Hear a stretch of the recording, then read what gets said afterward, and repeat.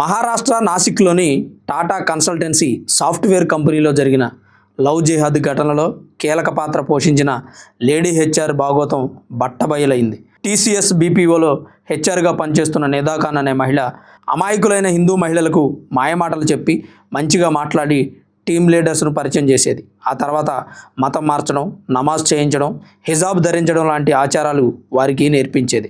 అలా చేసినందుకు ఆఫీసులో వారు ఎలాంటి ఇబ్బంది పడకుండా హెచ్ఆర్ నిదా ఖాన్ సహకరించేది. ఈమె ట్రాప్లో పడిన మహిళల్ని టీమ్ లీడర్స్ లొంగ తీసుకునేవారు. లైంగికంగా వాడుకొని ఆ తర్వాత వారిపై దాడులకు పాల్పడి డబ్బులు వసూలు చేసేవారు. లొంగని మహిళలు ఎవరైనా ఉంటే వారిని మతం పేరుతో దూషించేవారు. ఆఫీసులోనే వారితో అసభ్యంగా ప్రవర్తించేవారు.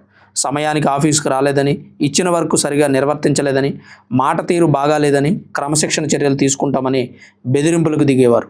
అలా చేసేటప్పుడు కొంతమంది మహిళలు వారికి లొంగిపోయేవారు, కొంతమంది ససేమిరా లొంగేవారు కాదు. అలా లొంగని వారిని హెచ్ఆర్ సహాయంతో దారిలో పెట్టేవారు.